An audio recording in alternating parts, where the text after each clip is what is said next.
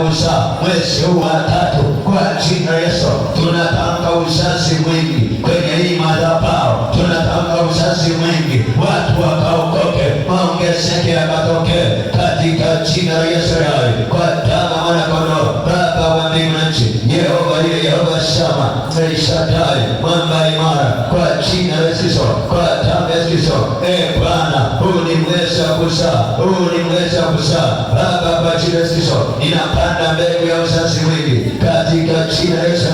Kwa damu ya mwana-kondoo, Baba wa mbingu na nchi, mwezi wa tatu mambo yakazaliwe rohoni na mwilini, matunda ya roho yakazaliwe, matunda ya mwilini yakazaliwe, kama ilivyoandikwa kitabu cha Ezekieli 47 mstari wa 12, ilivyoandikwa, na karibu na mto juu ya ukingo wake upande huu na upande huu utamea kila mtu wa chakula, ambao majani yake hayatanyauka wala matunda yake hayatatindika kamwe. Utatoa matunda mapya, utatoa matunda mapya kila mwezi, kwa sababu maji yake yanatoka mahali patakatifu, na matunda yake yatakuwa chakula, na matunda yake yatakuwa chakula, na majani yake yatakuwa dawa. Baba, kwa jina la Yesu, nifanye kuwa mti unaotoa matunda, nifanye kuwa mti unaotoa matunda kwa ajili ya wengi, unaotoa matunda kwa ajili ya kanisa, unaotoa matunda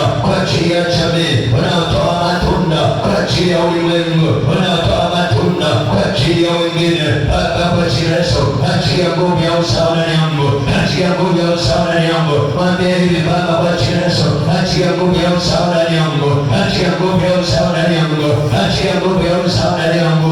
Omba nguvu ya usawa, kama ni kwenye biashara, kama ni kwenye kazi, kama ni kwenye huduma. Mwambie Baba, kwa jina la Yesu, wewe achia nguvu ya usawa ndani yangu, ya usawa ndani yangu kwenye mfungo. Leo ni siku ya tano, kwa jina la Yesu, kwa damu ya Yesu, achia nguvu ya usawa ndani yangu. Baba yangu na Mungu wangu, achia nguvu ya usawa ndani yangu. Baba yangu na Mungu wangu, achia nguvu ya usawa ndani yangu. Baba yangu na Mungu wangu, achia nguvu ya usawa ndani yangu. Baba yangu na Mungu wangu, achia nguvu ya usawa ndani yangu. Baba yangu na Mungu wangu, achia nguvu ya usawa ndani yangu. Baba yangu na Mungu wangu, achia nguvu ya usawa ndani yangu.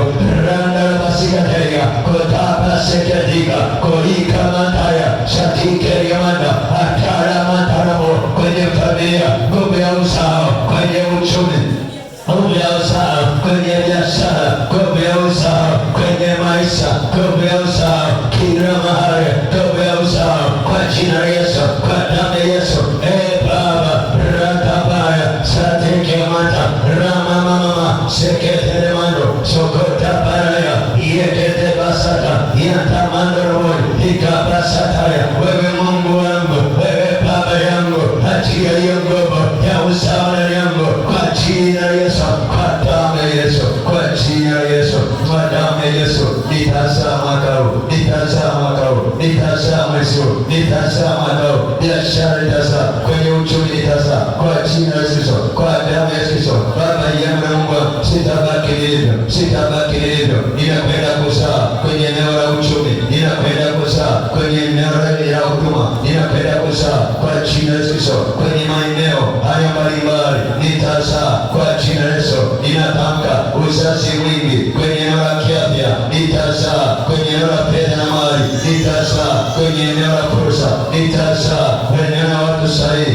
nitazaa eneo la muda na miaka, nitazaa eneo la kibali, nitazaa eneo la kiroho, nitazaa kwa jina la Yesu eneo la tumaini. Matumaini yangu yatazaliwa, yatazaliwa kwa jina la Yesu, kwa damu ya Yesu. Shata baba baba sekete manda matasara Maria ekebasegata kotibasikata korimantaramando osepetekeba sakata karamanda. Wewe Mungu wangu, wewe Bwana wangu, Yehova ile Yehova Shama, ninakaachilie uzazi mwingi kwenye maisha yetu, uzazi mwingi kwenye biashara zetu, uzazi mwingi kwenye huduma hii ya mlima wa Bwana, kwenye madhabahu hii. Achia uzazi shakatakaya kolikaramanda antelemanda satikelemanda areketabasa sakaria konyanda rakataba satikelemanda atebasikata. Baba yangu na Mungu wangu, achia uzazi mwingi, watu waokoke, watu waongeze uongezeke. Rehema za Bwana zikapite kwa jina la Yesu. Huu mfungo ukalete matokeo, huu mfungo ukalete matokeo. Baada ya mfungo tukaone matokeo ya rohoni na mwilini kwa jina la Yesu. Baada ya mfungo tukaone matokeo ya kibiashara, tukaone matokeo ya kiuchumi, tukaone matokeo kwenye kilimo, tukaone matokeo kwenye biashara, tukaone matokeo kwenye kazi ya mikono, kwenye maofisi. Kila utakachokifanya kinalete matokeo. Baba yangu na Mungu wangu, huu ni mfungo wa kufungua nguvu za kuzaa kwa jina la Yesu, kwa damu ya Yesu. Baba yangu na Mungu wangu, achilia uzazi mwingi. Sheketekete sekerikerawa matara baba sakatogoli ikabashanda rangara mama pesokota yaba ikariamanda retobobosika ikabashandaya ramandorobobo siketekeba sakatakaria rada mama pasokotayaka ikabasata shekerimanda rada baba pasakataya ikabasata. Nataka watu kuokolewa, nataka watu kuokolewa, nataka watu kuokolewa kwa jina la Yesu na kwa damu ya Yesu. Baba nakusihi, rehema zako zikapite jioni ya leo katika jina la Yesu. Asante kwa mfungo wa siku ya tano, zile baraka zitokanazo na mfungo wa siku ya tano zikanijie. Asante kwa mfungo wa siku ya tano, zile baraka zitokanazo na mfungo wa siku ya tano zinijie. Asante kwa mfungo wa siku ya tano, zile baraka zitokanazo na mfungo wa siku ya tano zinijie. Asante kwa mfungo wa siku ya tano, zile baraka zitokanazo na mfungo wa siku ya tano zinijie, katika jina la Yesu Kristo wa Nazareti. Baba ninakutukuza, Baba ninakupa sifa, heshima na utukufu. Asante kwa mkono wako na uaminifu wako, katika jina la Yesu, na mtu mmoja aseme amen. Umebarikiwa katika jina la Yesu. Okay, tumekuwa na kipindi kizuri cha mfungo na leo ni siku ya tano. Hongera wewe unaendelea kufuatilia na kuhudhuria katika jina la Yesu. Amen. Leo tunaendelea na mfungo wa siku ya tano. Nizungumze na wewe, nikupe neno, alafu tutaendelea na maombi. Natamani leo tuombe kwa ajili ya ile assignment ya jana niliyokuachia, na tutaomba kwa ajili ya hiyo. Amen. Kufungua eneo letu la kiuchumi. Kitabu cha Kumbukumbu la Torati sura ya 8 mstari 18. Kitabu cha Kumbukumbu la Torati sura ya 8 mstari 18. Kitabu cha Kumbukumbu la Torati sura ya 8 mstari 18. Kumbukumbu la Torati sura ya 8 mstari 18. Biblia inasema, bali utamkumbuka Bwana Mungu wako. Usifunge wewe mlango unaingiza giza. Bali utamkumbuka Bwana Mungu wako, maana ndiye akupaye nguvu za kupata utajiri. Bali utamkumbuka Bwana Mungu wako, maana ndiye akupaye nguvu za kupata utajiri, ili alifanye imara agano lake aliyowapa baba zako kama hivi leo. Bali utamkumbuka Bwana Mungu wako, maana ndiye akupaye nguvu za kupata utajiri. Nataka nikufundishe somo linasema bidii kujumulisha Mungu ni sawasawa na mafanikio. Bidii kujumulisha nguvu au kuongeza nguvu au kuunganisha na nguvu ni sawasawa na mafanikio. Utaandika neno bidii kwa herufi kubwa, katika tutaweka kujumulisha, utaandika nguvu, alafu tutaweka alama za sawasawa, utaandika neno mafanikio. Mafanikio yoyote yanahitaji bidii. Mafanikio yoyote yanahitaji bidii. Mafanikio yoyote yanahitaji bidii. Bidii iliyozaliwa kutokana na nguvu huleta mafanikio. Bidii iliyozaliwa kutokana na nguvu huleta mafanikio. Bidii iliyozaliwa lakini chanzo cha hiyo bidii kikawa ni nguvu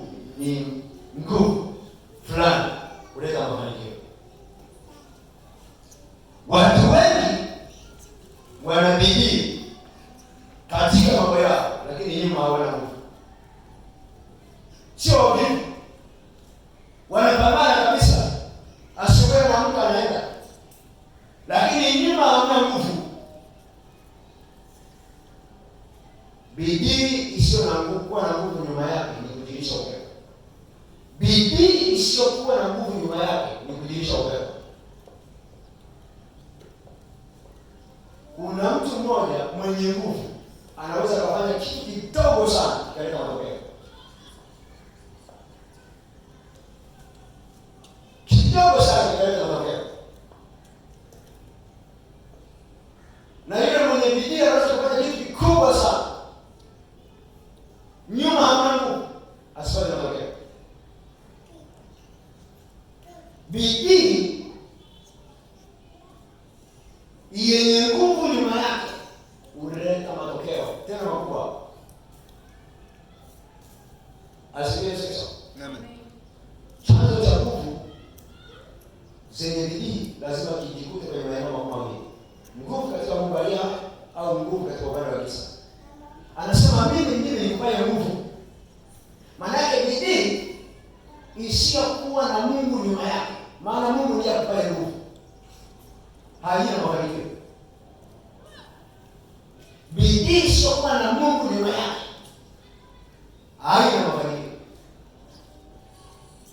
Bidii isiyokuwa na Mungu nyuma yake, yaani hata kama ni mmeo unaona sura anaamka anaenda anarudi anapambana, haraka uone matokeo, anza kumuuliza, lakini ndugu yangu, lakini mume wangu, lakini mke wangu, vipi huyo Mungu umemweka kwenye nafasi yake? Kama kwake Mungu ndio baadaye, haina mafanikio. Mafanikio kiroho, mafanikio kimwili. Ngoja nikwambie jambo. Kuna watu wana mafanikio ya kimwili. Ila mke ajui siri ya zile nguvu. Mume ajui siri ya zile nguvu. Watoto wajui siri ya zile nguvu. Siku ile mtu akifa, mafanikio yake yametoka. Kwa sababu kila mafanikio yana siri nyuma yake.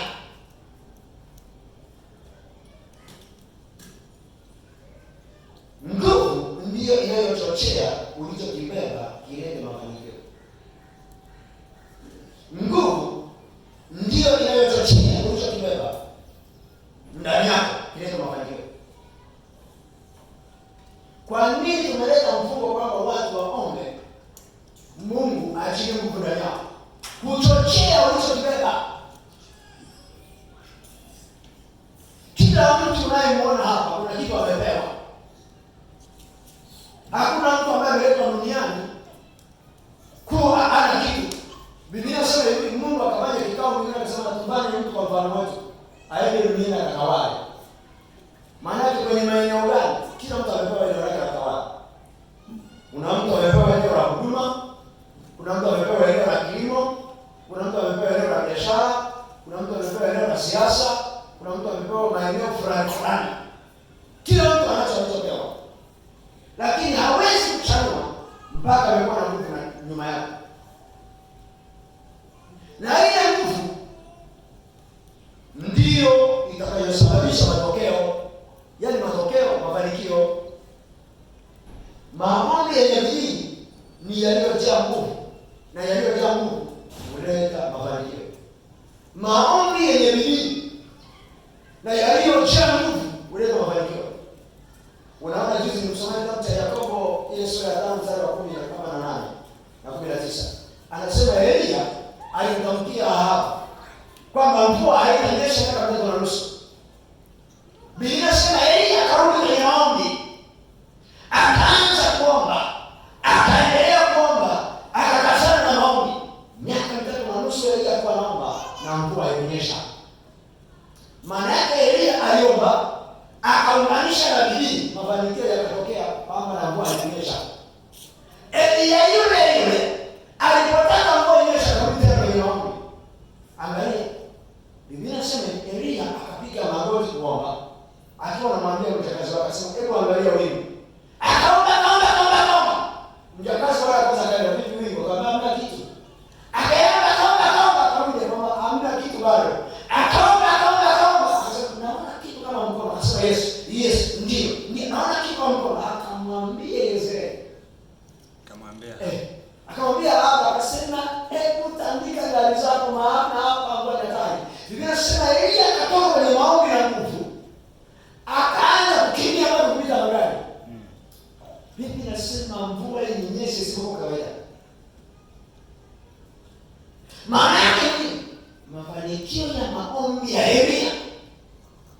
yenye bidii ileta mafanikio.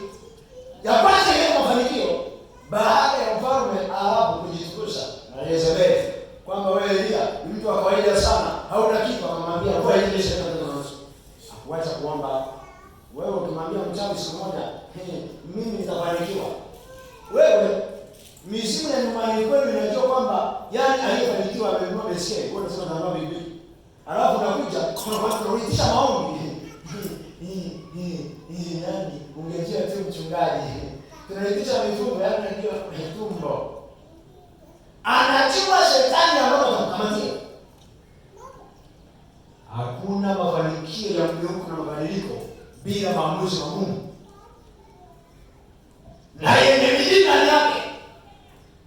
Elia alimwambia kaka mtoto nusu kurudi kuomba. Soma mzee ndio kusema kwa sababu ya 16 kwenda 19. Utaona pesa ile bila kuomba. Kisha mwenye kitabu cha Wafalme anaeleza Elia akaomba mvua isinyeshe. Haikunyesha. Elia yule alipotaka mvua inyeshe kurudi kwenye maombi. Kuna mtu mmoja na biashara moja, unasema nitafungua biashara ya pili, Mungu akijalia. Sio Mungu akijalia, mtafute Mungu mpaka ajalie. Alafu nimesema kwenye habari ya bidii, sawa? Unapoomba bidii iliyojaa nguvu, unaomba mpaka kitu kinatokea. Kama kitu ulichokusudia moyoni wako kinatokea, uruhusi kufa kabla ya kukiona. Ila wanasema labda watabiki watoto wao. Haya. Biblia inasema Isaya akaanza kutia bidii ya kutafuta Mungu.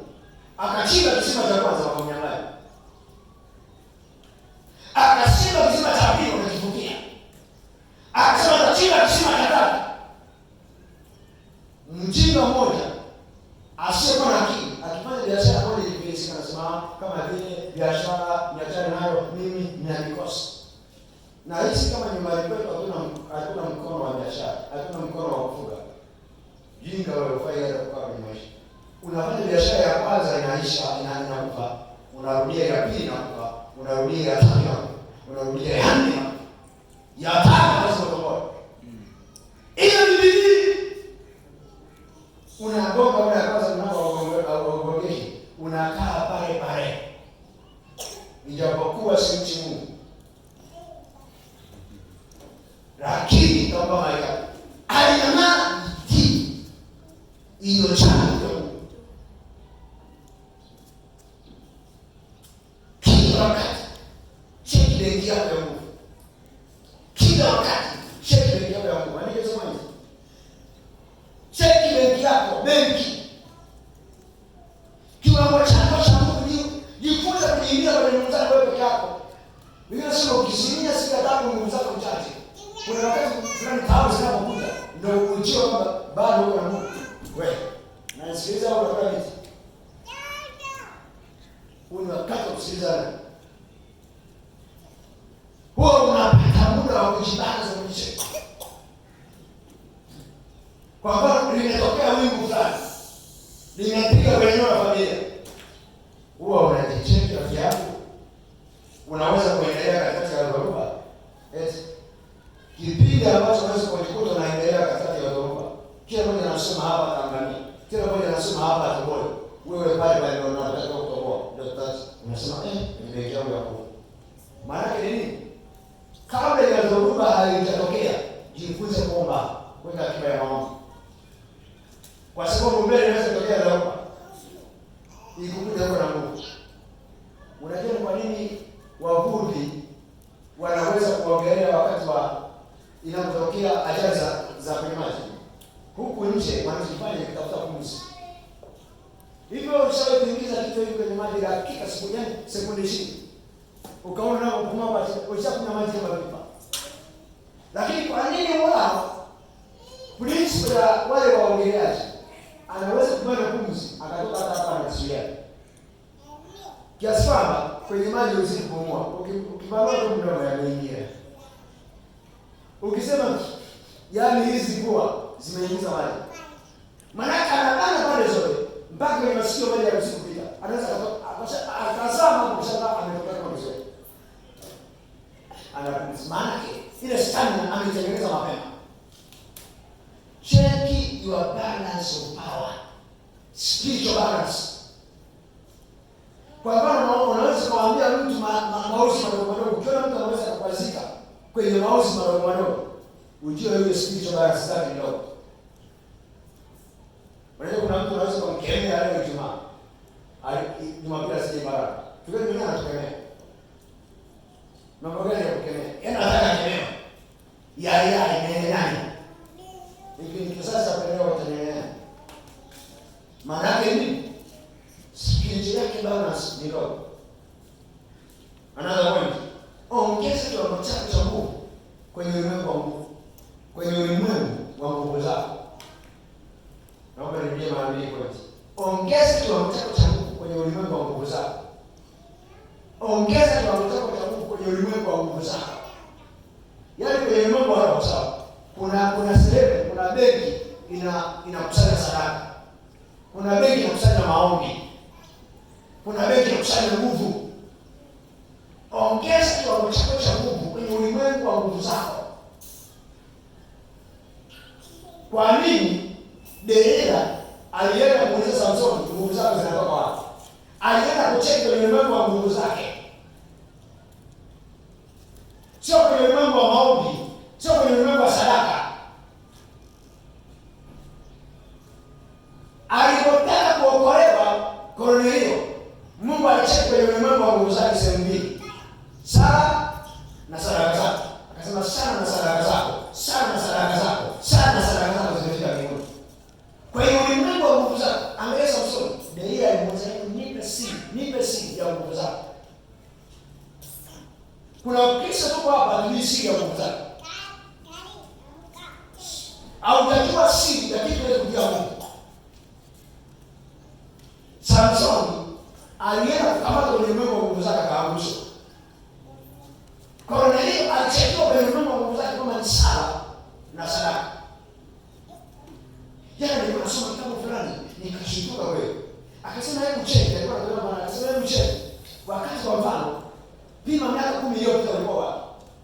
Kwa mfano miaka 10 iliyopita niko wewe fulani. Ulikuwa uko form 2. Unategemea yale ya mama. Maisha yako yanategemea ulikuwa unatoa Mungu. Ile Mungu unapewa na mama kupeleka kanisani. Leo umeshamaliza mpaka chuo. Uko na mume, umeolewa, una watoto wawili na una biashara. Unatoa Mungu ile. Unaweza kusema uliokoka Mungu umemwezesha? Eti. Kwa mfano ulikuwa umeajiriwa. Kama ulikuwa form 2, ulikuwa unatoa Mungu, ulikuwa una ajira, sio? Sasa hivi inawezekana ulikuwa una ajira. Unalipa na mshahara wa kitabu. Una gari na nyumba na mke na watoto wanatoa Mungu. Huyu ulimwengu wa nguvu zake umezeka. Ndio wale ambao ukimwambia Mungu amekuongeza wewe ongeze kwa watoto ukimwekea tarehe ni kwamba toe kwa simu. Nakwambia huyo mtu kama hata ama kanisa kwa Mungu akaenda. Kwa mtuwezi mpigia hiyo sadaka zake. Lakini anawahi ulimwengu wa Mungu kama yeye Mungu amemuongeza.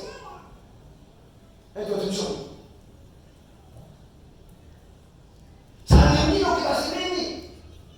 Kiwango cha ulimwengu wa Mungu kipilikie miaka 10 iliyopita ulikuwa unapewa sadaka. Sasa unaona kama Mungu anatupatia kwa hiyo usiongeze kiwango cha Mungu cha utoaji. Mimi nilimwambia Mungu mwaka huu ulipoanza nikisimama kwenye ibada ya Jumapili niwe hapo sio hapo. Sitaki kutoa sadaka siku kwa 5 kama sisi sote. Yaani sadaka sio kwa 5, sitaki kutoa sadaka angalau ninamkija kutoa pale 50 kwa ibada moja. Natakiwa kuongeza ulimwengu wa nguvu. Chini kwenye ulimwengu wa nguvu. Hautoi kwa sababu unaenda, unatoa kwa sababu unapenda Mungu. Yaani utoaji sio kwa sababu you have money. Yes. Unatoa kwa sababu Mungu ni baba yako. Mungu ni Mungu wako. Mungu ndiye aliyekupa hizo pesa. Mungu aliyekukemea sana. Siku moja Mungu alikuwa amenipa kaela na kusema mfukoni. Nimekuja kwenye ibada niambia toa. Naomba Mungu anajua kesho sina ramani sielewe. Nikasema sasa nikemea hizo hayo umekuwa na. Nikatoa 5,000 nikabaki 2,000. 2,000 jioni nikaa 1,000 nikabaki na leo. Kama Mungu wewe wajua. Nimekutolea wewe. Gama nikishangaa tu ekesha ni mamosi mtu anatumia kwa 50. Nikasema huyu ni Bwana. Nikarudi kwa Mungu huyo nikasema Mungu. Sasa Ukitoa ile 5,000 unatoa 10,000. Kwa sababu vyote hivyo na ulivyonipe wewe umenipendelea. Sio dharau. Hatutoi kwa sababu tunavyo. Hatutoi kwa sababu tunataka tujionyeshe. Tunataka kwa sababu kwanza tunapenda Mungu. Pili tuongeze ulimwengu wetu wa nguvu. Unataka kuwa giant wa nguvu rohoni, lazima ujikite kuwa ni mtu wa maombi yaliyomaanisha yenye bidii kama yeye. Lakini mimi uwe ni giant wa utoaji. Yeye kiasi kwamba kuna pesa ile Mungu akisema ipeleke kanisani, mpe mtu fulani, uwe tayari kumpa. Pesa ambayo wewe kuitoa hautaipata. Na itakutawala. Kuna mtu akishika 200,000, hajawahi kutoa 200,000, akishika 200,000. Yaani unachukua 200,000, yaani anaweza kazi kutumia 200,000, kama kaisha mchungaji. Kumbuka, analeta kula wapi 200,000, amepewa 200,000. Mungu anakupima kwenye 200,000, kama mwaminifu, kama mwaminifu na 200,000 ili kuleta 200,000. Akiona bado anakubakiza pale kwenye kile kiwango cha kati. Mpaka akili yako itakapofunguka, uanze kujua kwamba ninaweza kutoa hela. Unatathmini kiwango chako cha nguvu kwamba kinaongezeka. Yaani kipimo cha ulimwengu wa nguvu kama kinaongezeka. Lazima ujitathmini kwanza kwenye kiwango chako cha maombi. Unaweza kusema hivi, unaweza kuvumilia masaa 12 au jana chochote na mambo matendo. Unaweza? Je, unaweza kutoka kwenye dakika 2 usiku unaomba za chakula? Salamu alaykum mtani mabaya na mbariki kwa haraka wote. Ukatoka kwenye kuomba sana kwa Yesu kulia mbinguni hata mara 10. Una uwezo wa kwenda maili ya dakika 20, maili ya dakika 15, maili ya dakika 30. Kwa hiyo Mungu kwa maombi. Ukitoka hapo unatafuta kiwango chako cha kuanza utoaji. Utoaji wako mbele za Mungu. Unapojitathmini kwenye kila zile Jumapili zako. Jumapili ya kwanza Mungu, ya pili Mungu, ya tatu Mungu. Yaani mwezi na wiki Mungu unaandaa kufunga. Hapo nasema ni Mungu Mungu yangu. Amna. Unaenda naye. Nifungue kitabu cha Yeremia sura 15, nikusomee kidogo. Mungu mtushauri. Kitabu cha Yeremia sura 15. Anasema ukitoa kitu cha thamani kati ya vitu vibovu. Niliposoma lile neno nikaogopa sana. Soma kwanza kwenye mstari wa 19.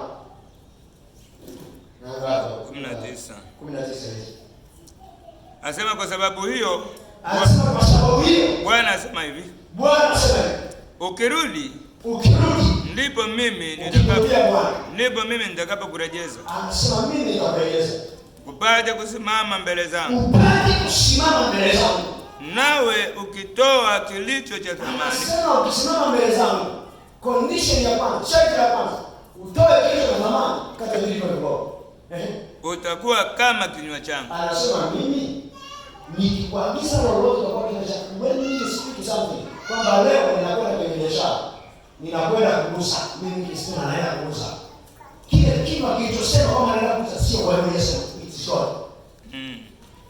Unaenda kuwa kinywa cha Bwana. Ukisema mtu amefunguliwa, utakuwa kama kinywa changu. Ukitaki utoe kilicho cha thamani kati ya vilivyo vibovu.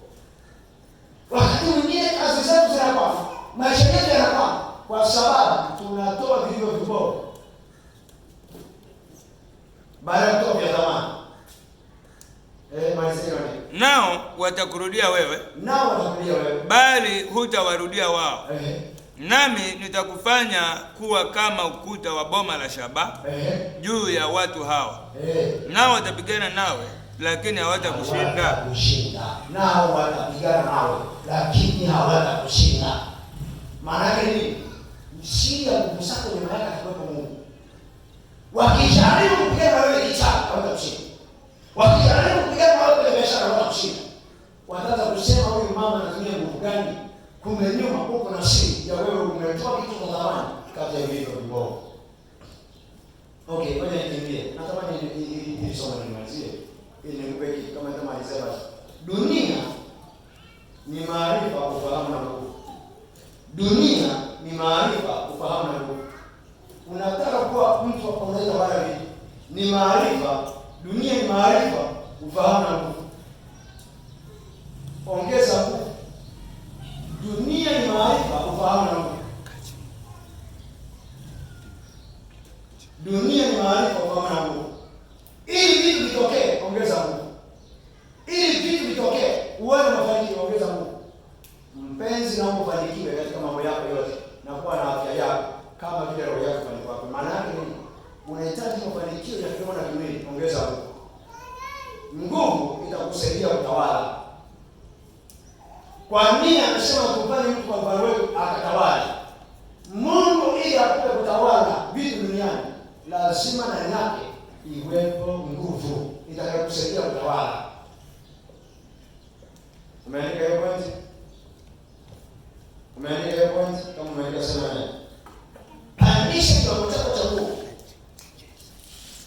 Pandisha kiwango chako cha nguvu kwa kumpenda Mungu. Pandisha kiwango chako cha nguvu kwa kumpenda Mungu.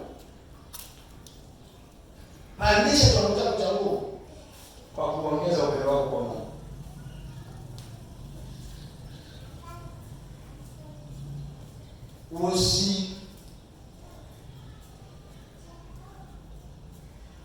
Pandisha kiwango chako cha nguvu kwa kumpenda Mungu. Pandisha kiwango chako cha nguvu kwa kumpenda Mungu.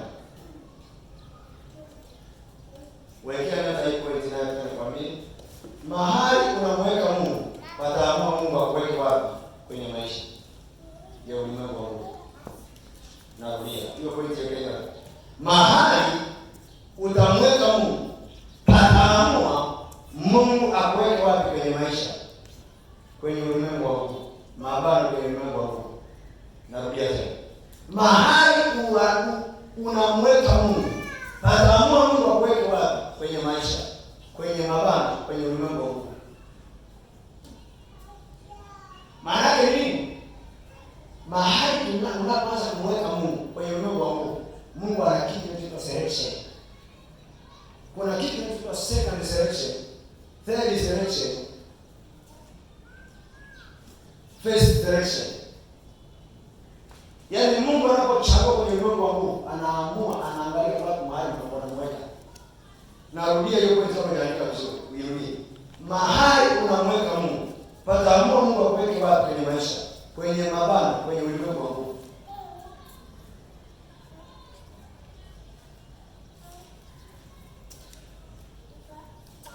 Haleluya.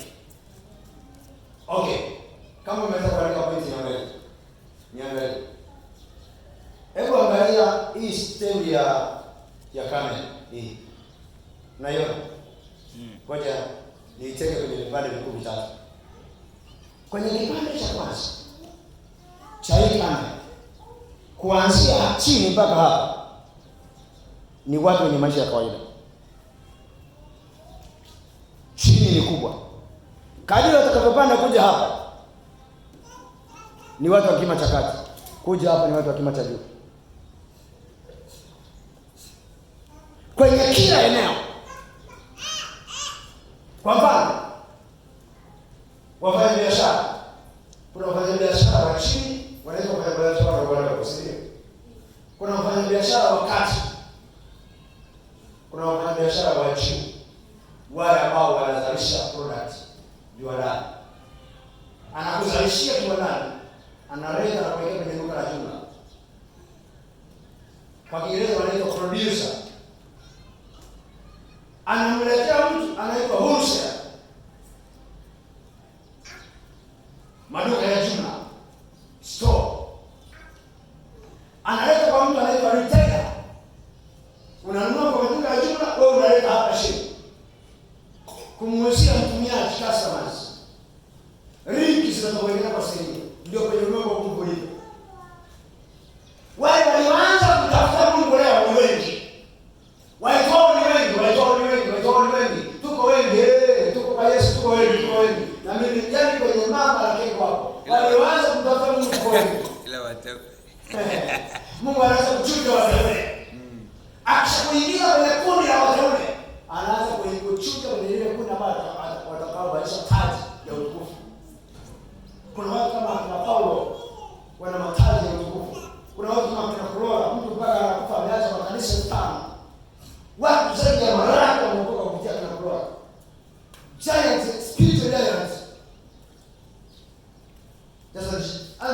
huko kwenye biashara. Kuna mtu anaweza kusema nikabizini Dar es Salaam nalisha huu mji mwaka mzima. Ana store za mpunga, ana store za mahindi, lakini wewe mkulima, yaani ukilima ukifika pale unaona zinaishi. Mgogo. Utatoboa. Ni kweli ulimwengu wa Mungu.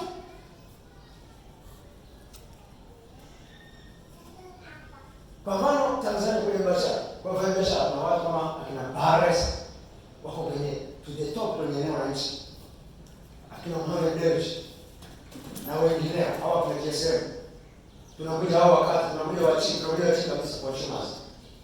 Sasa nilikuwa nataka kufundisha mahali mweka Mungu, baada Mungu akwenda wapi? Mungu ana classification. Watu wanasema Mungu ana ubaguzi. Hapana. Mungu ana classification. Wale wampendao wapa siri za ufalme. Sio kila mtu aliyeokoka amepewa siri za ufalme. Hapana. Sio kila mtumishi amepewa siri za ufalme. Hapana. Sio kila mchungaji amepewa siri za ufalme. No. Wote anawapendao anawapenda. Na wanaompenda manati. Unataka kumiliki kwenye ulimwengu wa Mungu. Anza kutafuta kitu kinachoitwa mahali unamweka Mungu mbele. Unamweka Mungu wapi? Kwa mfano, sikiliza. Kumpenda Mungu hakutokei ghafla. Kumpenda Mungu kunaanza tena ukiwa na kidogo. Ukiona mtu kwenye kidogo anaweka hivi. Hata hivi vitoto tunavyoviletea asubuhi. Ukiona kitoto unaweza kuletea baadaye ukiona kimekuja na kunyima. Hicho kina roho ya unyinyi hata kikikua. Kama mtu akiombea, nakwambia itakuacha solemba ukiwa umezeeka. I tell you, utashangaa kwa mjini kinakula raha na wanawake, kinakula raha na mume zao. Wewe ukumbuki, uko vijijini, umeshajizeekea. Kama ukijiwekea akiba na kupanga wewe. Wako watu sehemu hiyo. Mimi nao ndugu zangu nawajua. Tuliozaliwa pamoja. Kupeleka hata kilo ya nyama. Kumpelekea mzee dawa au sukari kipengele. Anaona kama anapungukiwa, lakini unaona kama unashikilia kilo za nyama na kupeleka yeye na mke wake. Kumpenda Mungu na kumpenda mzazi wake hakuna ndani yake.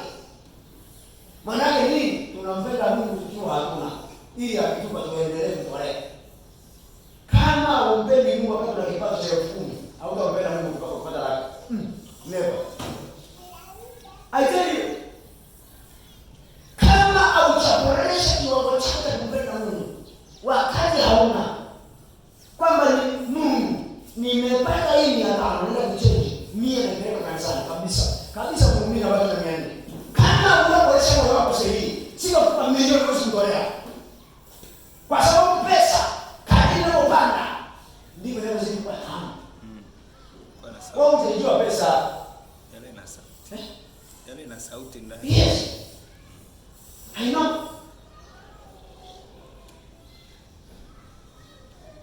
Kwa sababu